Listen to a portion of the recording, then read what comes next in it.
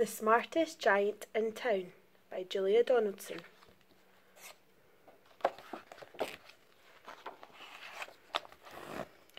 George was a giant, the scruffiest giant in town. He always wore the same pair of old brown sandals and the same old patched up gown. "I wish I wasn't the scruffiest giant in town," he said sadly. But one day, George noticed a new shop.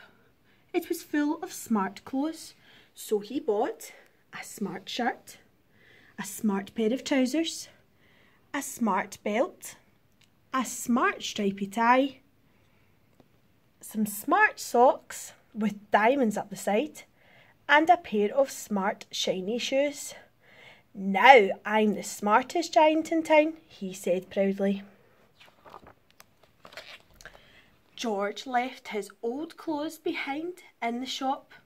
He was about to go home when he heard a sound. On the pavement stood a giraffe who was sniffling sadly. "What's the matter?" asked George. "It's my neck," said the giraffe. "It's so very long and so very cold. I wish I had a long warm scarf." "Oh, cheer up," said George, and he took off his stripy tie. "It didn't match my socks anyway," he said, as he wound it round and round the giraffe's neck. It made a wonderful scarf. "Oh, thank you," said the giraffe.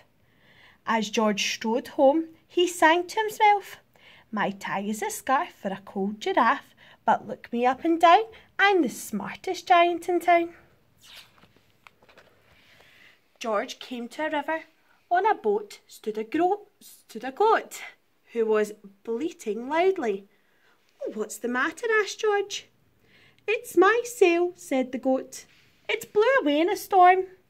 I wish I had a strong new sail for my boat." "Oh, cheer up," said George, and he took off his new white shirt. "It kept coming untucked anyway," he said, as he tied it to the mast of the goat's boat. It made a magnificent sail. "Thank you," said the goat.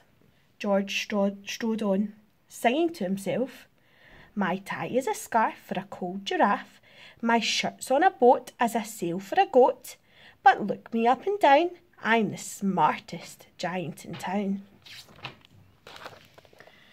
George came to a tiny ruined house. Beside the house stood a white mouse with lots of baby mice. They were all squeaking. "What's the matter?" asked George. "It's our house," squeaked the mother mouse. "It burnt down and now we have nowhere to live. I wish we had a nice new house." "Oh, cheer up," said George, and he took off one of his shoes. "Well, it was giving me blisters anyway," he said, as the mouse and her babies scrambled inside. The shoe made a perfect home for them. "Oh, thank you," they squeaked. George had to hop along the road now, but he didn't mind. As he hopped, he sang to himself, "My tie is a scarf for a cold giraffe, my shirt's a boat as a sail for a goat, my shoe is a house for a little white mouse, but look me up and down, I'm the smartest giant in town." George came to a campsite. Beside a tent stood a fox, who was crying. "Oh, what's the matter?" asked George. "It's my sleeping bag," said the fox. "I dropped it in a puddle. I wish I had a warm, dry sleeping bag."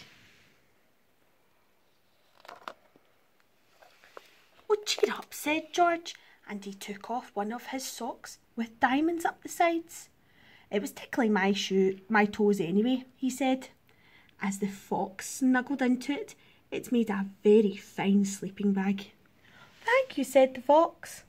George hopped on, singing to himself, "My tie is a scarf for a cold giraffe, my shirt's on a boat as a sail for a goat, my shoe is a house for a little white mouse, one of my socks is a bed for a fox, but look me up and down, I'm the smartest giant in town."